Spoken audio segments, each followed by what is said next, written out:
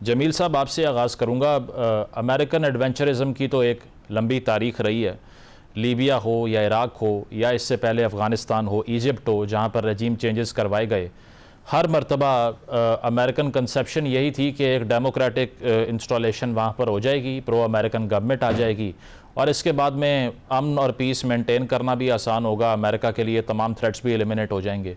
हुआ इसके हमेशा ऑपोजिट ही है। अब ईरान में जो फ्रंट अमेरिका ने खोल दिया है, आपको लगता है कि उनके पास एक एक्सटेंसिव प्लानिंग थी कि आगे जाकर करना क्या है, या आप सोच रहे हैं कि इसको किस तरह से हम मिनिमाइज़ करें इस फ्रंट को जो कि उन्होंने खोला है? जी, प्लानिंग तो करते हैं इदारे प्लानिंग करते हैं, पेंटागन करता है, स्टेट डिपार्टमेंट करता है। सियासतदान उन प्लानिंग और उस ब्रीफिंग की बुनियाद पर वो अपने फैसले करते हैं। लेकिन यहाँ मामला दूसरा है। व्हाइट हाउस में इस वक्त जो टीम है वो स्टेट डिपार्टमेंट पर गालिब आ गई है और स्टेट डिपार्टमेंट की कोई चलती नहीं है, कोई सजेशंस वगैरह भी। लेकिन ये कहने के बावजूद मुझे इस चीज का भी इदराक है कि अमेरिका का ये ईरान के हवाले से मामला बाकी रिजीम चेंज और बाकी जो जगहों पर एडवेंचर किया गया है उससे और ज्यादा सीरियस है और ज्यादा खतरनाक है। ये मैं क्यों कह रहा हूँ?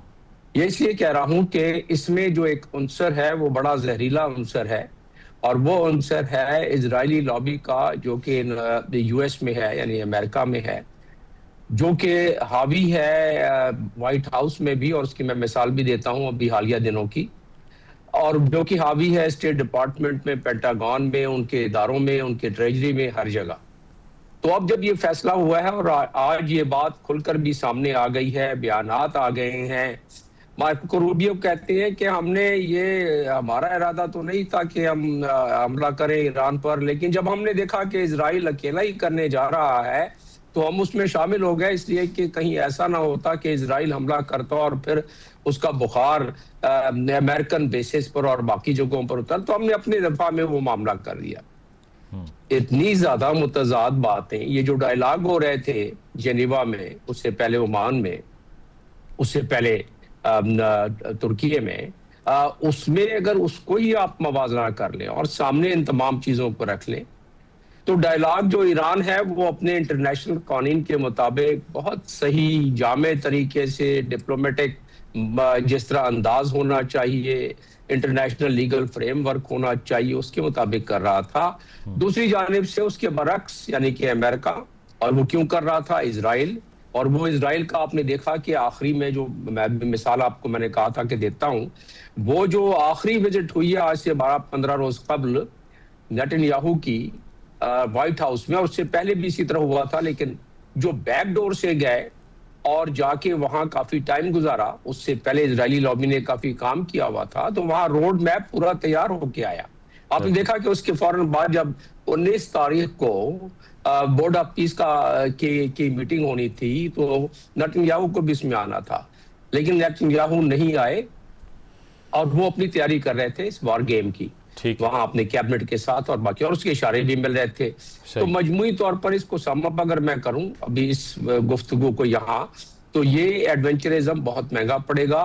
फर्क ये है कि इस एडवेंचरिज्म में पाकिस्तान की बॉर्डर 900 किलोमीटर साथ है ईरान के, और आज मिनिस्टर ऑफ डिफेंस ने हमारे बिल्कुल खुले अल्फाज में कह दिया, कोई लगी लिपटी नहीं रखी इसमें, और इसमें समझ लें कि ये एक हमारी पॉलिसी उन्होंने सामने रख दी, लेकिन जरा जिन अल्फाज में रखी, थोड़ी सी उसके मजबरात तो शायद आगे हो सके, लेकिन कम से कम पाकिस्तान ने अपने कार्ड दिखला दिए। फरमाते हैं मिनिस्टर ऑफ डिफेंस हमारे ख्वाजा के ज़ायोनिज्म जो है इन तमाम प्रॉब्लम्स की जड़ है मुस्लिम उम्मा में। और साथ में ये भी फरमाते हैं कि एजेंडा जो है ये भी जो इजराइल और इंडिया मिल के ये कॉन्स्पिरेसी कर रहे हैं पाकिस्तान के खिलाफ भी।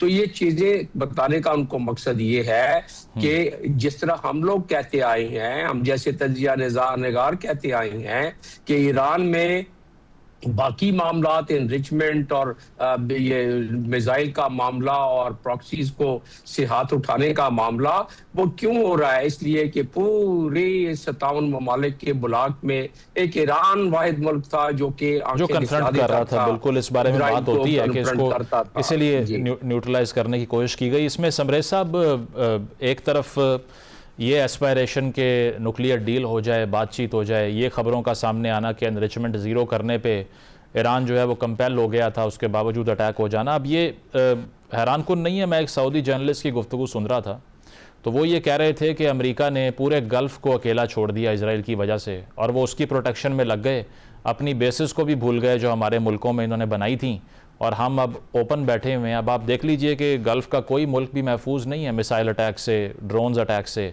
तो जो तसव्वुर होता था कि बहुत ही सेफ़ टेरिटरी है, या इन्वेस्टमेंट भी कर सकते हैं, with in a few days उस सारे गुब्बारे से हवा निकल गई। तो अमेरिका ने वाकई पूरे गल्फ़ पे और अपनी नेशनल सिक्योरिटी के ऊपर और अपनी डोमेस्टिक पॉलिटिक्स के ऊपर इसराइल को प्रेफर कर दिया, और अगर किया है तो क्यों किया है? थैंक यू वेरी मच, आपने मुझे अपने प्रोग्राम में लिया।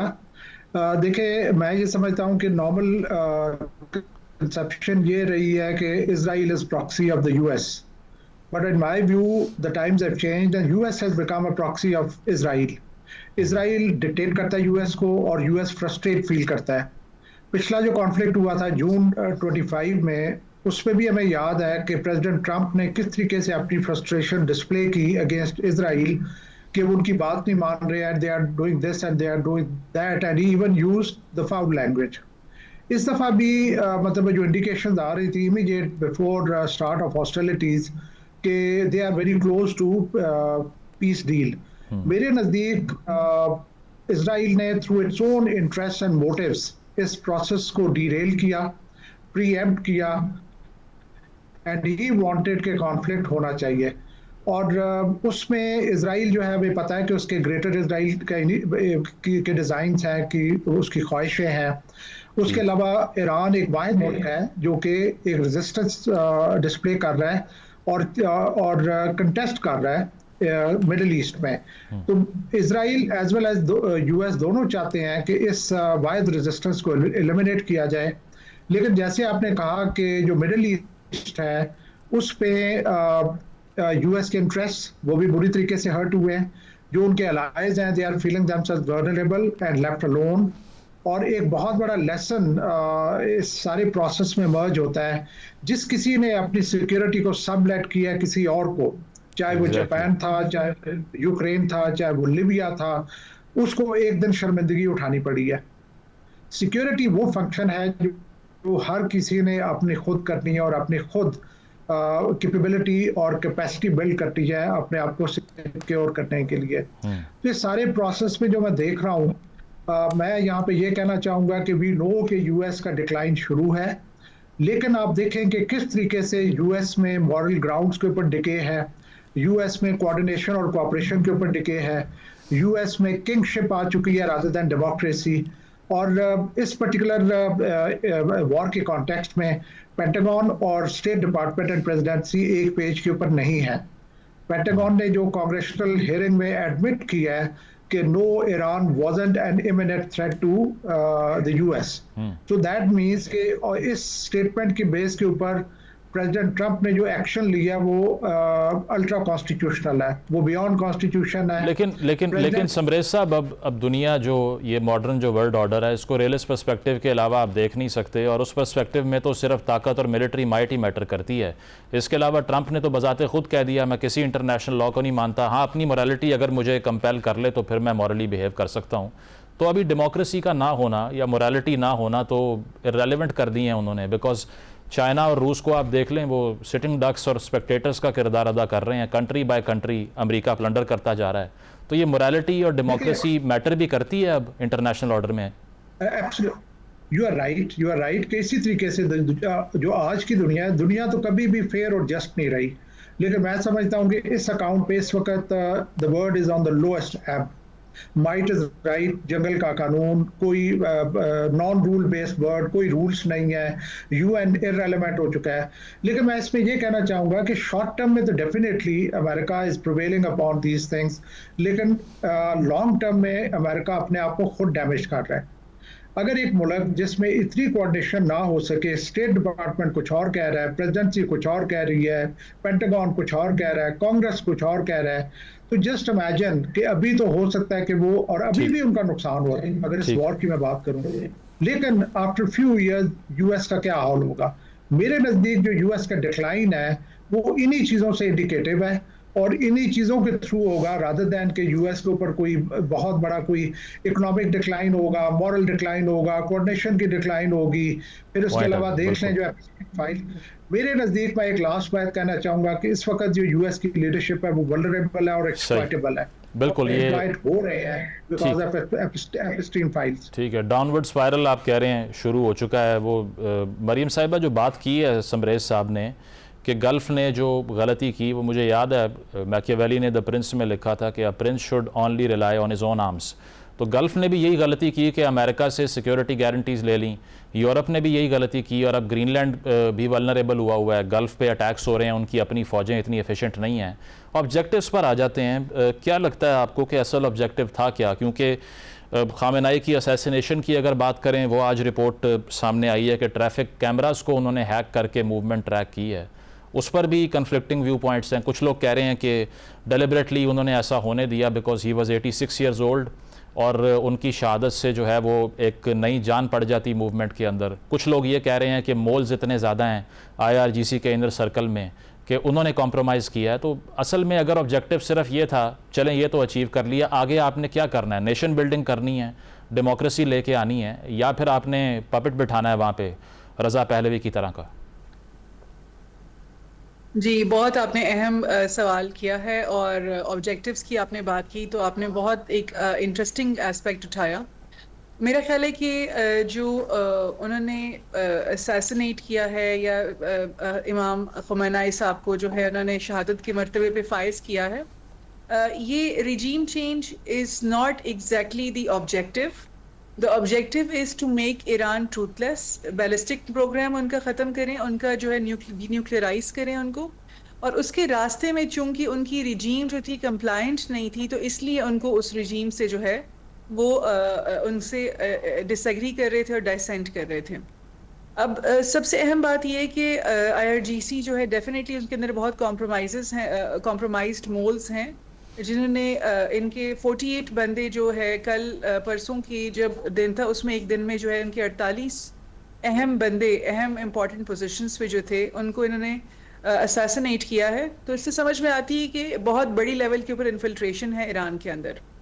लेकिन इसके साथ ही हमें समझना होगा कि ईरान जो है basically that was the only country in the Middle East जो कि कन्फ्रंट कर रहा था, और नेगोशिएशन का प्रोसेस जो है वो बहुत हद तक जो है सक्सेसफुल हो भी सकता था अमेरिका के साथ, क्योंकि ईरान फुली कोऑपरेट कर रहा था नेगोशिएशन के प्रोसेस में। लेकिन सबसे अहम पॉइंट ये था कि इजराइल जो था वो डिरेल करना चाहता था इस प्रोसेस को, ताकि वो अमेरिका को अपने साथ एलाई करे और अमेरिका ईरान के ऊपर जो है वो अटैक कर सके।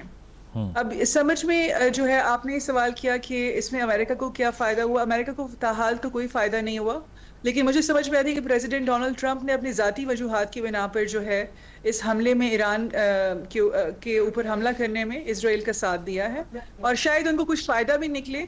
और मिडिल ईस्ट के अंदर भी कुछ ऐसी कंट्रीज़ हैं, ममालिक हैं जो ईरान को एज अ राइवल देखते हैं और वो जो है ऑयल के ऊपर कंट्रोल चाहते हैं। तो ईरान जो है चूँकि बहुत बड़ा ऑयल प्रोड्यूसर भी है, तो जाहिर है वहाँ की गवर्नमेंट को अगर वो वहाँ से निकाले तो उस ऑयल के ऊपर उनकी हेजेमनी और डोमिनेंस जो है वो कायम रह सकेगी। एक ये पॉइंट है। दूसरा पॉइंट ये है कि देखिए यहाँ पर पेट्रो डॉलर्स की बात है सारी। आपने ये कहा कि इन गवर्नमेंट्स ने अपना सबलेट किया सिक्योरिटी टू अमेरिका, ये उनकी मजबूरी थी। उनकी मजबूरी इसलिए है क्योंकि ये मोनार्कीज़ हैं सारी। तो सबसे बड़ा इशू जो है जो फॉर्म ऑफ गवर्नेंस है इन कंट्रीज़ का, वो ईरान के साथ क्लैश कर रहा था इरानियन रेवोल्यूशन के बाद, जब उस वक्त खुमैनी साहब थे, इमाम खुमैनी साहब, उन्होंने विलायतुल फ़क़ीह का कॉन्सेप्ट रखा और साथ ही ट्रांजिशंस भी की गवर्नमेंट की in the form of electoral process. तो चूंकि वो डायरेक्टली जो है वो it was juxtaposed to the monarchial system in the Middle East जो GCC कंट्रीज है, तो ज़ाहिर है वो थ्रेटन फील कर रही थी ईरान की स्टाइल ऑफ गवर्नमेंट से। नंबर 1। नंबर 2 ये था कि उन स्टाइल अमेरिका के साथ उन्होंने अपनी इकोनॉमी को इंटरवाइन कर दिया। उन्होंने पेट्रो डॉलर्स लिए, वो डॉलर्स कमाते हैं, वो अमेरिकन स्टॉक्स में लगाते हैं और वो पैसा दोबारा मुड़ के वो अमेरिका के पास जा रहा है, जिसके ऊपर वो उनकी इकोनॉमी जो है वो मजबूत होती जा रही है। और साथ ही साथ अब रिसेंट टाइम्स में देखें कि अमेरिका ने एआई सेंटर्स में बहुत ज़्यादा इन्वेस्ट किया हुआ है, उसकी भी सबसे बड़ी जो इन्वेस्टर्स हैं वही पेट्रो डॉलर्स की सूरत हाल में यही जीसीसी कंट्रीज हैं। लेकिन मरीम जो साहिबा, GCC countries- is it a wake up call for GCC countries? क्योंकि अगर कतर में यूएस एयरबेस होने के बावजूद वो महफूज नहीं है, सऊदी अरेबिया महफूज नहीं है, ये यूएई महफूज नहीं है, what's next for the gulf? क्या सिक्योरिटी स्ट्रेटेजाइज करेंगे वो इसके बाद?